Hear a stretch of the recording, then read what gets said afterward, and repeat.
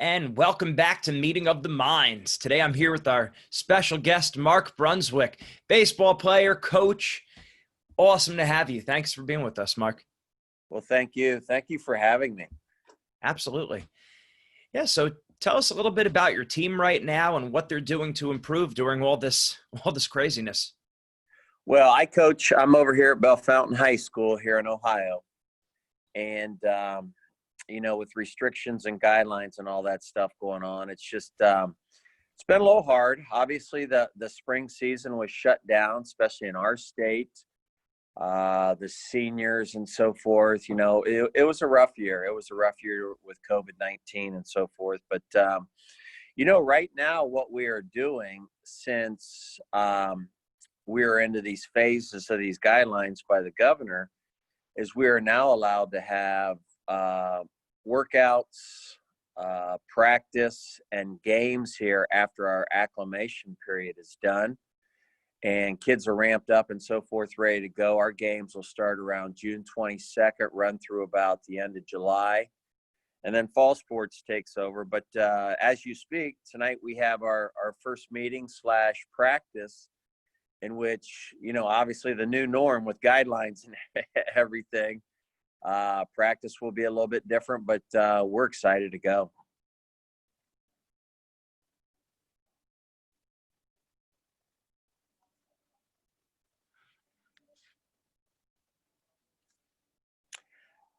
Gene, I didn't hear you on that. It cut out. I don't know what happened.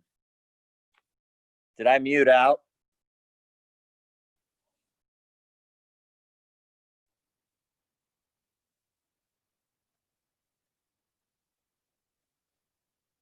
Oh, I was on mute. I'm sorry. My baby was good. I just didn't get you there. No, my son was crying in the other room. I forgot that I muted my my microphone.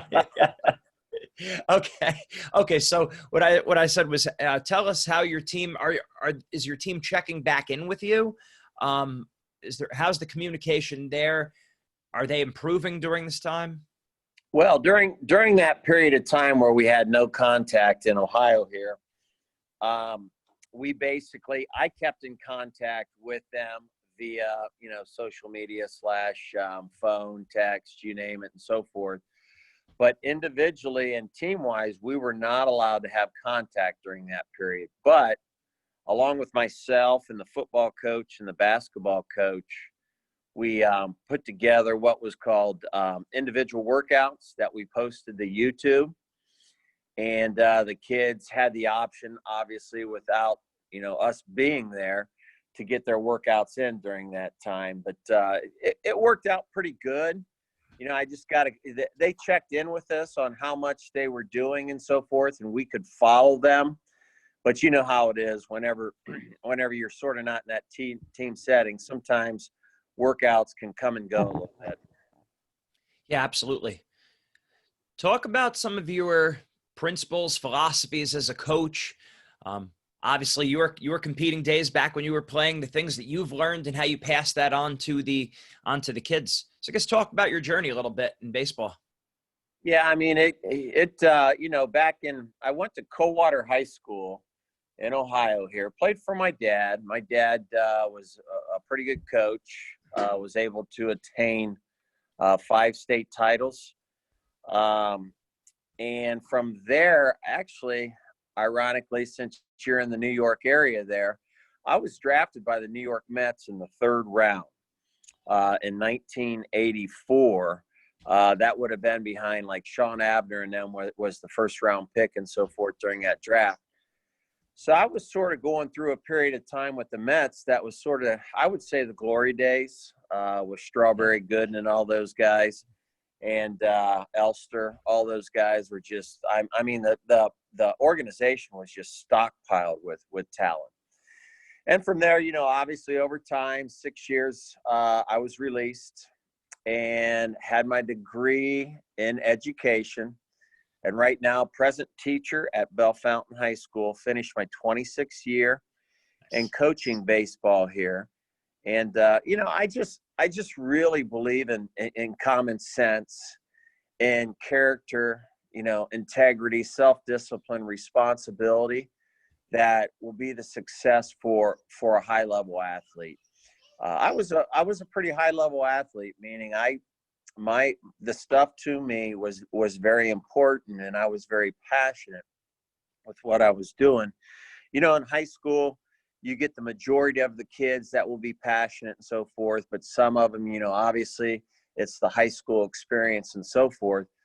But some of my philosophy that I truly believe in, and I'm really big in what you do with the mindset, the mental, the power of positivity, all that kind of stuff, I think is so huge in sports today. And I wish we had more of it back in 1984, late 80s. It was just starting to come into play with visualization and all that kind of stuff.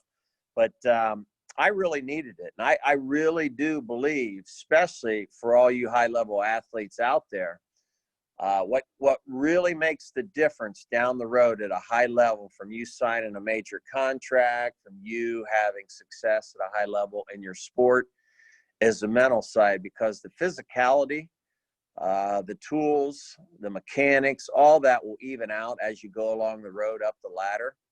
And I really think it's the mindset. And I try and bring a lot of that to the high school level with the resources that we have. I still want our resources to be a little bit more. But I mean, in any case where somebody fails, I mean, you can almost go back to about 95% of the difference wasn't because of mechanics at a high level. It was because of the ability of mindset, handling adversity, power of positivity, and so forth. So in a nutshell, that's sort of what I believe in. I'm not an over the top type of a disciplined guy, but man, I really want our kids to carry some good self-discipline, some good character, and carry good responsibility, because look at some of the greats. Look at some of the greats in any sports, and truthfully, it came down to, just their power of their mindset and just being a very humble, very well-driven, disciplined athlete. Absolutely. I'm sure you probably saw it a lot with the Mets. Some of the, how the players, how some of them would get themselves mentally ready and prepare, or maybe some of them were able to, step it up in games, or maybe not have a dip. Maybe some players were better in practice, or, in the cages, those kind of things. And then when the game actually came, all the lights, all the pressure became very difficult. How did they address that then, that you remember? Well, it was just, yeah, if I remember, that's going way back in the ages. But no, what I think is first of all, there's a couple athletes out there. There's an athlete that makes the big leagues just because his tools are average, but he's got the toughness and the mindset to make it. And then there's the athlete that has absolute over-the-top ability and talent that makes it, and sometimes has the lack of maturity to go along with that. I just believe that if we can, like with my athletes today, if I can take a little bit of that mindset and let them be able to handle adversity, that their longevity in the sport will be longer. I wish I had it more, because my longevity would have been better. My mindset was very on and off at a time in the 80s and late 80s. But if you look at a lot of high level athletes, what keeps you around 10, 15, 20 years is your ability to keep handling adversity and doing the right things with your mindset. I've seen a lot of good athletes in that clubhouse that I had with the New York Mets that were absolutely amazing, but they didn't stay around a whole long because they didn't carry that self-discipline. But there were also a lot of them in that locker room that made the big leagues, that carried what I call that toughness, that mindset, to be able to compete on a daily basis. And I just think it's very important that we stress that with kids today. I don't know if society really teaches that anymore. It's a little bit different in that regards, but you'll see a difference when you're talking about a recreational athlete and a high level athlete, and how there's so much of a difference. The guy that I really learned a lot from, that was an amazing man when I was with the New York Mets, and that was Gary Carter. Gary Carter was just an absolute great human being that even in his game, he'll tell you he had some deficiencies in some of his catching mechanics, okay? But just because he was coachable, he was just an absolute gamer and had a great positive outlook on things. He overcame all those things and became a Hall of Famer. Right. Right. Yeah. It's just, and then you think that's why having those mentors are so important. The heroes, like who we're looking to, as opposed to a lot of times kids, and you probably see it at the high school level, they're focusing too much maybe on what their friends are doing instead of comparing themselves to the best in the world. Yeah, it's getting harder and harder to coach. I will say that, not because I don't love it. It's just harder to get a kid to realize what they all have in the tank, so to speak, what they all have in the heart, what they all have in their body that could be their future. And so, I really have a lot of sit down with my guys.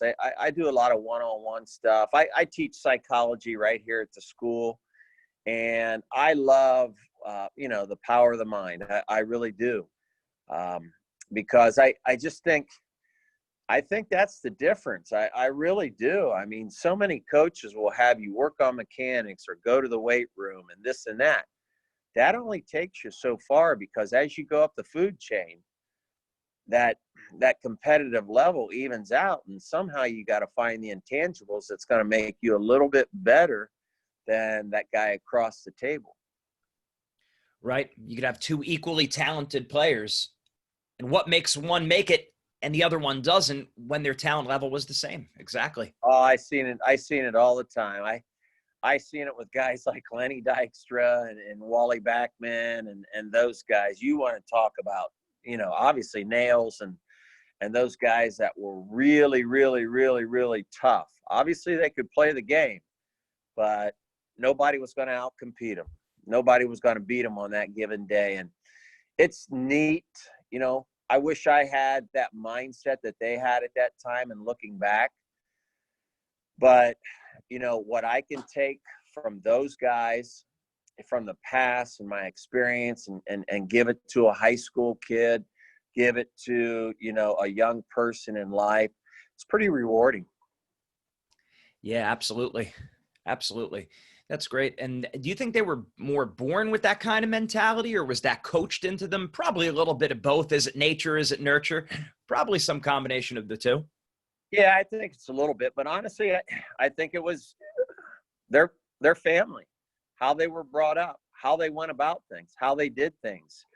Because you'll know when we're talking about early 80s to late 80s, I'll still never forget when we were introduced to our first sports psychologist, in which they traveled with us. Each team in the minor leagues and in the big league had that psychologist where, we would have on and off meetings with them. We would go in and, if we were in an 0 for 25 slump, we would just go in and talk about the power of positivity and the mind and how that can help you out a lot.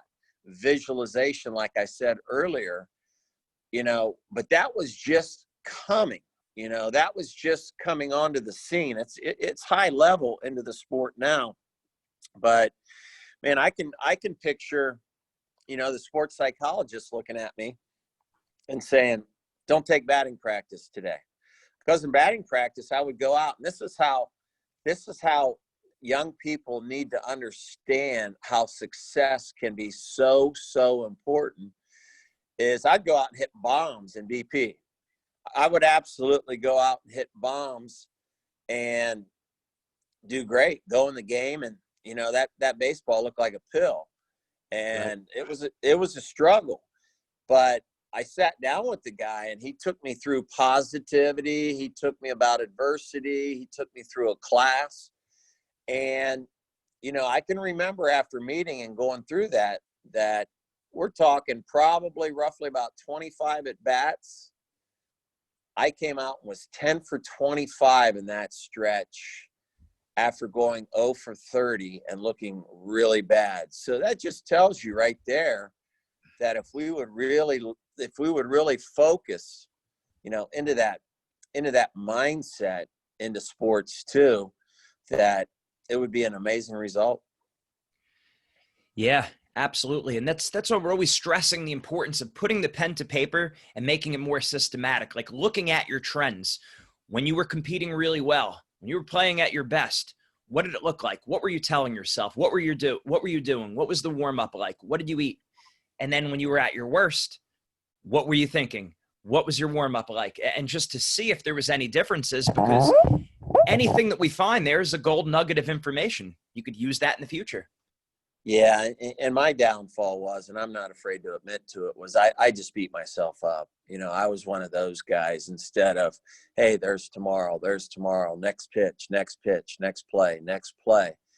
I had a hard time moving forward after adversity had hit. And my skills were always there. Mechanics were always there. And I had the ability to play. Otherwise, I wouldn't have went in the third round. But the biggest difference was just being able to move on in a practice, in a game, in a situation, whatever it may be.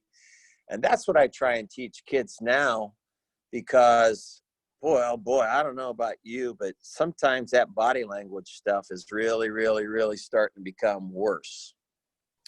Absolutely. We always say we should never be able to tell if you're playing well or poorly by your body language. It should always look the same, because that's directly in your control. And look at the greats.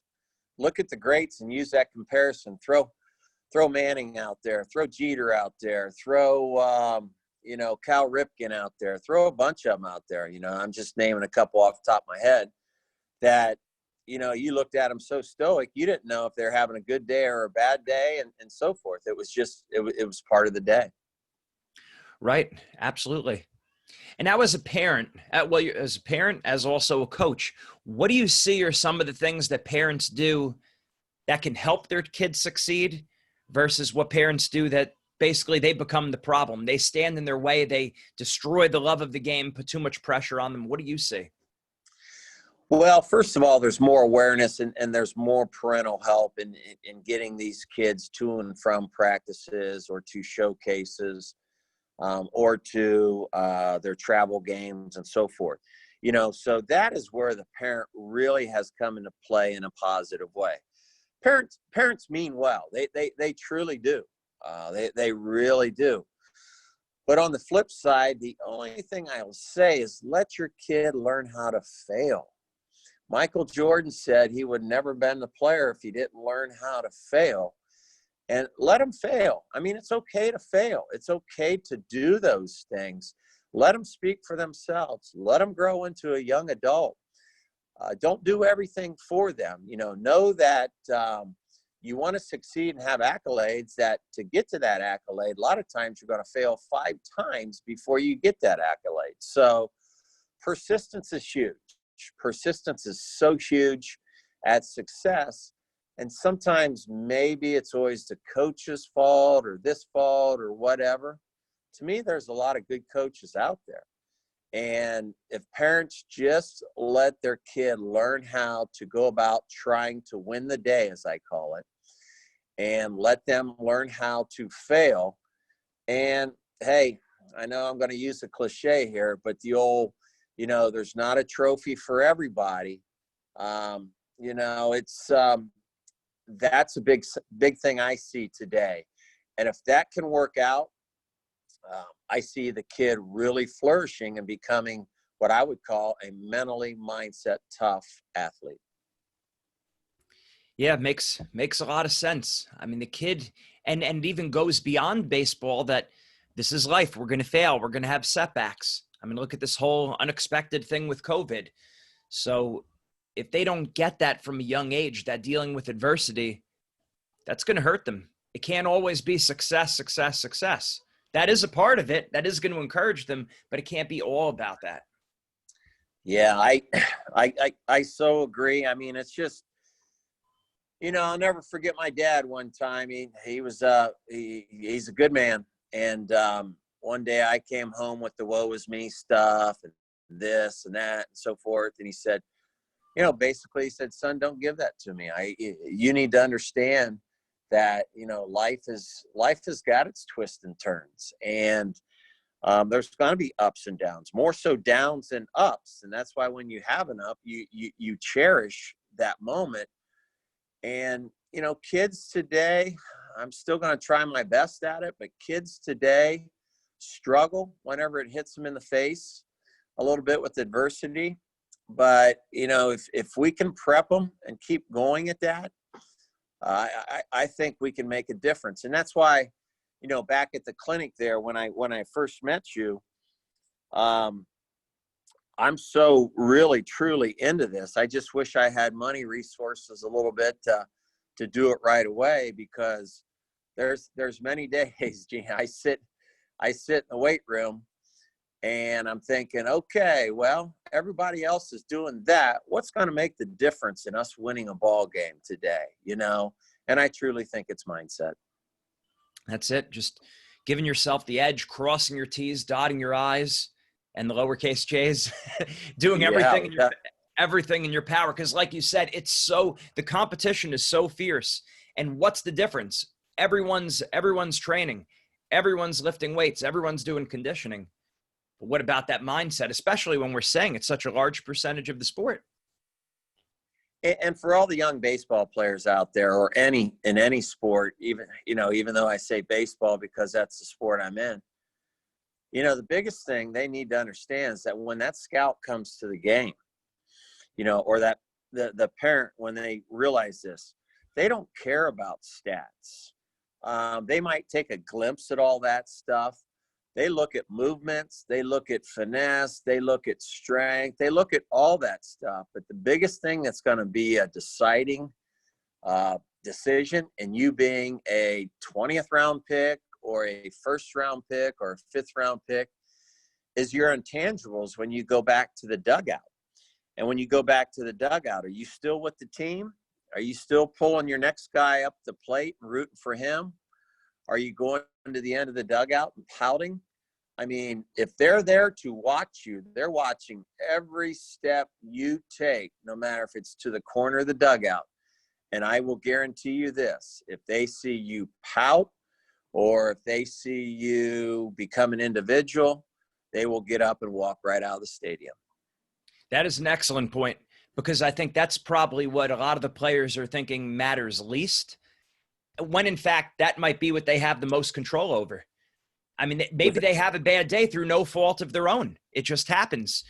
They did the things right, but it just didn't work out for them today. But that's something they could always do well, 100% in their control, and they think that's not as important. Yeah, I mean, this is always cliche. This has been said over and over and over and over. But look at baseball. Baseball 300 average at the high level is considered success. So out of 10 at bats, like they always say, 7 times you're making the U-turn back to the dugout, and you fail. So, baseball is full of adversity. Baseball is full of setbacks, because it's truly a skilled sport that's tough to perform. So, you've got to be able to handle those things. And that's what the scout or the organization will be looking at. Because if they're going to invest a lot of money in you today, believe me, there's a lot difference of money figures today than there was back in 1984, or should I say 1884? I don't know. But there's a huge difference that, they're looking for everything now, because if they're going to invest $750,000 in you, you better be the complete package. Makes a lot of sense. And how do we steer more people towards your team, website? Is there any social media websites? How do we get more eyes on your team and what you're doing? So you have a Twitter. Yeah, we have everything. First of all, I've got all my personal stuff. I've got my personal Facebook and Twitter and so forth. Not Instagram. I'm not that high tech, but with our baseball organization, we have Facebook Baseball, Bell Fountain Facebook. We have Instagram. We have Twitter. We have all of those. So All you have to do is just hop right on that social media, just put in Bell Fountain Baseball in Ohio, and all that will pop up. And, you know, we pretty much have a lot of things on our social media. We like to, even though we got a long way to go with our program, we got a lot of stuff on there just to, I guess you would say, self-promote. No, that's excellent. It's important. We want to get eyes on your sites. We want people to be following you. Mark, thank you very much. So much great information that we covered there in a relatively short period of time. Thanks so much. Appreciate it. Absolutely. Take care. Have a good one.